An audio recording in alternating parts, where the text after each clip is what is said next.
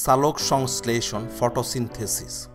সবুজ উদ্ভিদের একটি গুরুত্বপূর্ণ বৈশিষ্ট্য হলো এরা সূর্যালোকের উপস্থিতিতে কার্বন ডাই অক্সাইড ও পানি থেকে কার্বোহাইড্রেট বা শর্করা জাতীয় খাদ্য প্রস্তুত করে। সবুজ উদ্ভিদে কার্বোহাইড্রেট জাতীয় খাদ্য প্রস্তুত হওয়ার এই প্রক্রিয়াকে সালোক সংশ্লেষণ বলা হয়। এই প্রক্রিয়ায় আলোক শক্তি রাসায়নিক শক্তিতে রূপান্তরিত হয়। সবুজ উদ্ভিদে প্রস্তুত খাদ্য উদ্ভিদ নিজে বেঁচে থাকার জন্য প্রয়োজনীয় বিপাকীয় প্রক্রিয়া সম্পাদন করতে ব্যবহার করে এবং অবশিষ্ট খাদ্য ফল, মূল, কাণ্ড অথবা পাতায় সঞ্চিত হয়। উদ্ভিদ দ্বারা সঞ্চিত খাদ্যের উপরে মানব জাতীয় অন্যান্য জীবজন্তুর অস্তিত্ব নির্ভর করে। সালোক সংশ্লেষণের জন্য প্রয়োজনীয় উপকরণগুলো হলো ক্লোরোফিল, আলো, পানি এবং কার্বন ডাইঅক্সাইড। সালোক সংশ্লেষণ একটি জৈব রাসায়নিক বিক্রিয়া যার নিম্নরূপ।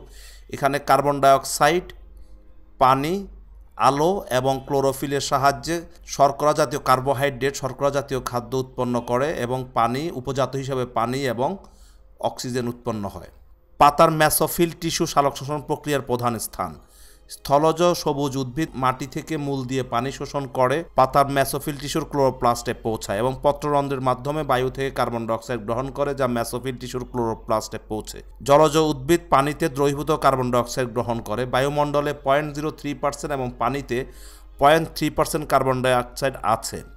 কাজে জলজ উদ্ভিদের সালোক সংশ্লেষণের হার স্থলজ উদ্ভিদের থেকে বেশি। এখানে সালোক সংশ্লেষণের চিত্র দেওয়া আছে। পাতায় অবস্থিত পাতার মধ্যে ক্লোরোফিল থাকে এবং মূল দিয়ে পানি শোষণ করে কার্বন ডাইঅক্সাইড এবং সূর্যালোকের সাহায্যে এরা খাদ্য প্রস্তুত করে। ক্লোরোপ্লাস্টের মধ্যে বিক্রিয়াটা এখানে ক্লোরোপ্লাস্টের মধ্যে পাতার ক্লোরোপ্লাস্টের মধ্যে কীভাবে অক্সিজেন, পানি এবং বিক্রিয়া করে গ্লুকোজ বা শর্করা জাতীয় খাদ্য উৎপন্ন হয়। অক্সিজেন ও পানি সালোক সংশ্লেষণের উপজাত দ্রব্য। অক্সিজেন এবং পানি হচ্ছে সালোক সংশ্লেষণের উপজাত দ্রব্য। কাজে এটি একটি জারণ বিজারণ প্রক্রিয়া। এই প্রক্রিয়ায় পানি জারিত হয় এবং কার্বন ডাইঅক্সাইড বিজারিত হয়। H2O জারিত হয় এবং কার্বন ডাইঅক্সাইড বিজারিত হয়। জারণ বিজারণ সম্পর্কে তোমরা রসায়ন বিজ্ঞান অংশে দেখবে। উপজাত দ্রব্য মানে হচ্ছে একটি বিক্রিয়ার ফলে যে মূল পদার্থের সাথে যে পদার্থগুলো উৎপন্ন হয় সেটি হচ্ছে উপজাত দ্রব্য। সালোক সংশ্লেষণ প্রক্রিয়া। সালোক সংশ্লেষণ একটি জটিল ও দীর্ঘ প্রক্রিয়া। 1905 সালে ইংরেজ শারীরতত্ত্ববিদ ব্ল্যাকম্যান এই প্রক্রিয়াকে দুটি পর্যায়ে ভাগ করেন। পর্যায় দুটি হলো, এক আলোক নির্ভর পর্যায় লাইট ডিপেন্ডেন্ট ফেজ এবং আলোক নিরপেক্ষ পর্যায় লাইট ইন্ডিপেন্ডেন্ট ফেজ। আলোক নির্ভর পর্যায় লাইট ডিপেন্ডেন্ট ফেজ। আলোক নির্ভর পর্যায়ের জন্য আলো অপরিহার্য। এই পর্যায়ে সৌরশক্তি রাসায়নিক শক্তিতে রূপান্তরিত হয়। এই প্রক্রিয়ায় এটিপি, অ্যাডিনোসিন ট্রাইফসফেট এবং NADPH+H+ এই আয়ন, এটা আয়নের এটা এখানে প্লাস চিহ্নটা এখানে বসবে না, আয়নের প্লাস চিহ্ন বসবে হাইড্রোজেনের ডান দিকের কোনায়, প্লাস চিহ্ন বসবে আয়নের। বিজারিত নিকোটিনামাইড অ্যাডেনিন ডাইনিউক্লিওটাইড ফসফেট উৎপন্ন হয়। এই রূপান্তরিত শক্তি এটিপি এর মধ্যে সঞ্চিত হয়। এটিপি ও NADPH++ এই প্লাসটা হবে এখানে। সৃষ্টিতে ক্লোরোফিল গুরুত্বপূর্ণ ভূমিকা পালন করে। ক্লোরোফিল অণু আলোক রশ্মি ফোটন শোষণ করে এবং শোষণকৃত ফোটন হতে শক্তি সঞ্চয় করে। এডিপি অ্যাডিনোসিন ডাইফসফেটের সাথে অজৈব ফসফেট PI মিলিত হয়ে এটিপি তৈরি করে। এটিপি তৈরির এই প্রক্রিয়াকে ফটোফসফোরাইলেশন বলে। এটি হচ্ছে ফটোফসফোরাইলেশনের বিক্রিয়া। এডিপির সাথে অজৈব ফসফেট মিলিত হয়ে আলো এবং ক্লোরোফিলের সাহায্যে এটিপি উৎপন্ন করে। সূর্যালোক ও ক্লোরোফিলের সহায়তায় পানি বিয়োজিত হয়ে অক্সিজেন, হাইড্রোজেন ও ইলেকট্রন উৎপন্ন হয়। এই প্রক্রিয়াকে পানির ফটোলাইসিস বলা হয়। ফটোফসফোরাইলেশন প্রক্রিয়ায় এটিপি উৎপন্ন হয় এবং ইলেকট্রন NADPকে বিজারিত করে NADPH+ উৎপন্ন করে। এটিপি এবং NADPH+ কে আত্মীকরণ শক্তি বা অ্যাসিমিলেটরি পাওয়ার বলা হয়। আলোক নিরপেক্ষ পর্যায় বা অন্ধকার পর্যায়। আলোক নিরপেক্ষ পর্যায়ে কোনো আলোর প্রত্যক্ষ প্রয়োজন পড়ে না, তবে আলোর উপস্থিতিতে এই প্রক্রিয়া চলতে পারে। এ পর্যায়ে আলোক পর্যায়ে উৎপন্ন এটিপি এবং NADPH+H আয়নের সহায়তায় কার্বন ডাইঅক্সাইড বিজারিত হয়ে কার্বোহাইড্রেট উৎপন্ন হয়। সবুজ উদ্ভিদে কার্বন ডাইঅক্সাইড বিজারণের 3টি গতিপথ শনাক্ত করা হয়েছে, যা সংক্ষেপে আলোচনা করা হলো, যথা 1 কেলভিন চক্র, হ্যাচ বা স্ল্যাক চক্র, ক্রেসুলেসিয়ান অ্যাসিড বিপাক। এদের মধ্যে প্রথম দুটি সংক্ষিপ্ত আলোচনা নিচে দেওয়া হলো। 1 C3 গতিপথ বা কেলভিন চক্র।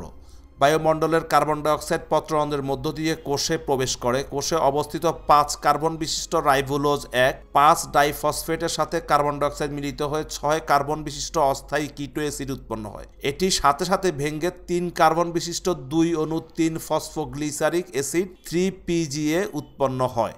কাজেই এই চক্রের প্রথম স্থায়ী পদার্থ 3 কার্বন বিশিষ্ট 3 ফসফোগ্লিসারিক অ্যাসিড বলে একে C3 গতিপথ বলা হয়। আলোক পর্যায়ে তৈরি ATP ও NADPH+H আয়ন ব্যবহার করে 3PGA 3 ফসফোগ্লিসারালডিহাইড ও ডাইহাইড্রক্সি অ্যাসিটোন ফসফেট তৈরি হয়। 3 ফসফোগ্লিসারালডিহাইড ও ডাইহাইড্রক্সি অ্যাসিটোন ফসফেট থেকে ক্রমাগত বিভিন্ন বিক্রিয়ার মাধ্যমে একদিকে শর্করা এবং অপরদিকে রাইবোলোজ 5 ডাইফসফেট তৈরি হতে থাকে। পুনঃসংশ্লেষিত রাইবোলোজ 5 ডাইফসফেট পুনরায় 1 অণু কার্বন ডাইঅক্সাইড গ্রহণ করে কেলভিন চক্রে প্রবেশ করে। অতএব 6 অণু কার্বন ডাইঅক্সাইড থেকে 1 অণু গ্লুকোজ তৈরি হওয়ার সময় কেলভিন চক্র 6 বার ঘুরবে। কার্বন ডাইঅক্সাইড আত্তীকরণের এই গতিপথকে আবিষ্কারকদের নাম অনুসারে কেলভিন ভ্যানসন চক্র বা সংক্ষেপে কেলভিন চক্র বলা হয়। কেলভিন তার এই আবিষ্কারের জন্য 1961 সালে নোবেল পুরস্কার পান। অধিকাংশ উদ্ভিদে এই প্রক্রিয়ায় শর্করা তৈরি হয় এবং প্রথম স্থায়ী পদার্থ 3 কার্বন বিশিষ্ট বলে এই ধরনের উদ্ভিদকে C3 উদ্ভিদ বলে। 2 C4 গতিপথ বা হ্যাচ ও স্ল্যাক চক্র। অস্ট্রেলীয় বিজ্ঞানী MD হ্যাচ ও CR স্ল্যাক 1966 সালে কার্বন ডাইঅক্সাইড বিজারণের আরেকটি গতিপথ আবিষ্কার করেন। এই গতিপথের প্রথম স্থায়ী পদার্থ হলো 4 কার্বন বিশিষ্ট অক্সালো অ্যাসিটিক অ্যাসিড। C4 উদ্ভিদে একই সাথে হ্যাচ ও স্ল্যাক চক্র এবং কেলভিন চক্র পরিচালিত। তাতে দেখা যায় C3 উদ্ভিদের তুলনায় C4 উদ্ভিদের সালোক সংশ্লেষণের হার বেশি এবং উৎপাদন ক্ষমতাও বেশি। সাধারণত ভুট্টা, আখ, অন্যান্য ঘাস জাতীয় উদ্ভিদ, মুথা ঘাস, অ্যামারান্থাস ইত্যাদি উদ্ভিদে C4 পরিচালিত হয়। সালোক সংশ্লেষণে ক্লোরোফিলের ভূমিকা। পাতার ক্লোরোফিলের পরিমাণের সাথে সালোক সংশ্লেষণের হারের সরাসরি সম্পর্ক বিদ্যমান, কারণ একমাত্র ক্লোরোফিলই আলোক শক্তি গ্রহণ করতে সক্ষম। আমরা জানি পুরাতন ক্লোরোপ্লাস্ট নষ্ট হয়ে যায় এবং নতুন ক্লোরোপ্লাস্ট সংশ্লেষিত হয়। নতুন ক্লোরোপ্লাস্ট এবং ক্লোরোপ্লাস্টের উপাদান সৃষ্টির হারের উপর সালোক সংশ্লেষণের হার নির্ভরশীল। সালোক সংশ্লেষণ ক্ষমতা রক্ষা করার জন্য ক্লোরোপ্লাস্টের বিভিন্ন উপাদান দ্রুত ও প্রচুর পরিমাণে পুনর্গঠিত হওয়া প্রয়োজন। তবে কোষে খুব বেশি পরিমাণ ক্লোরোফিল থাকলে এনজাইমের অভাব দেখা দেয় এবং সালোক সংশ্লেষণ হ্রাস পায়। সালোক সংশ্লেষণে আলোর ভূমিকা। সালোক সংশ্লেষণ প্রক্রিয়ায় আলোর গুরুত্ব অপরিসীম। পানি ও কার্বন ডাইঅক্সাইড থেকে শর্করা তৈরির জন্য প্রয়োজনীয় শক্তির উৎস আলো। সূর্যালোক ক্লোরোফিল সৃষ্টিতে অংশগ্রহণ করে। সূর্যালোকের প্রভাবেই পত্ররন্ধ্র উন্মুক্ত হয়। কার্বন ডাইঅক্সাইড পাতার অভ্যন্তরে প্রবেশ করতে পারে এবং খাদ্য প্রস্তুতকরণে অংশগ্রহণ করে। কিন্তু পাতায় যেটুকু আলো পড়ে তার অতি সামান্য অংশই সালোক সংশ্লেষণ প্রক্রিয়ায় ব্যবহৃত হয়। আবার আলোক বর্ণালীর লাল, নীল, কমলা ও বেগুনি অংশটুকুতে সালোক সংশ্লেষণ ভালো হয়। সবুজ ও হলুদ আলোতে সালোক সংশ্লেষণ ভালো হয় না।